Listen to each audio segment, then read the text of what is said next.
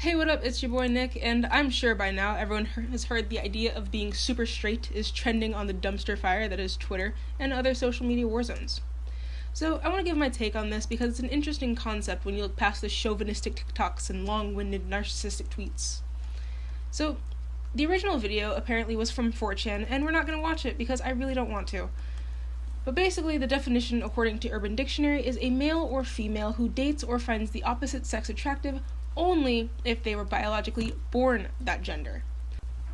Now, let's think about this because this concept is not only both stupid and understandable, but it's also transphobic and blown out of proportion. Let's see how it's all these things at once. So number one, being attracted to people with preferred body types and genitalia is not a big deal. You can like people with penises, you can like people with vaginas, you can prefer bigger women, you can prefer skinny dudes. Literally, it's not an issue. It's preference. That being said, having a preference is fine. Liking white dudes, fine. Liking Asian women, fine. As long as you're not romanticizing race or obesity or diet culture or anything like that, who cares? It's having a preference. The problem is when it becomes derogatory to everyone who is not within that group.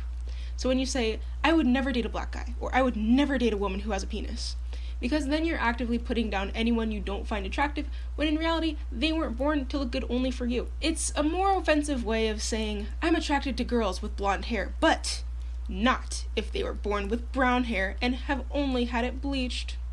Instead of just saying something not nonsensical like, I like natural blondes, you can clearly hear a difference. It's the argument, actually, it's not even an argument, it's just kind of those unfunny jokes where a guy takes a girl on a date or something and they end up trying to have sex and then, oh my god, a penis arrives. And it's just kind of playing off of that really dumb joke that a lot of people with no humor think is funny. And some of them genuinely have a fear of that, which is very interesting and telling of where we are as a society. So, how to make super straight not super transphobic? It can be agreed that sexuality, as time goes on, is getting more and more specific, alongside gender, which is becoming more and more expansive and inclusive. Like, for instance, we have gynosexual, which means you are attracted to women and femininity, and anyone who identifies as woman, regardless of biology or sex assigned at birth. Or scoliosexual, for people who are only attracted to non-cisgender identities, like non-binary or genderqueer. Being attracted to cisgender people is not a crime, and for all intents and purposes, the word cissexual is a perfectly valid sexuality if that's what the word were to evolve into being. Attracted to someone who identifies with the sex they were assigned at birth. Or, you could also have the idea that you could be attracted to specifically people whose gender matches their sex, including people who have had surgery to get there. Saying it like that is not transphobic, but going out of your way to say you don't like groups of people who don't identify as this, that is transphobic. I hope this makes sense.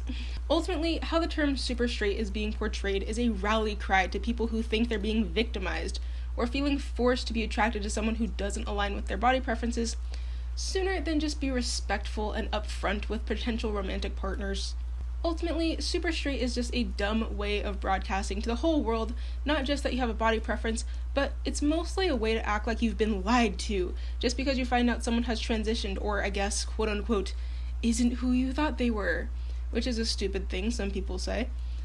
But at the end of the day, it's clearly just an attention grab, and I personally don't care if someone is or isn't serious about having a preference for cissexual people. I really don't care. I don't care as long as they don't try to make it from the perspective that they've been oppressed this entire time and are just now coming out as being stunning and brave for being super straight. Like, it's really just the same people who rally for straight pride, all lives matter, and they're the same people who are upset we don't have a White History Month.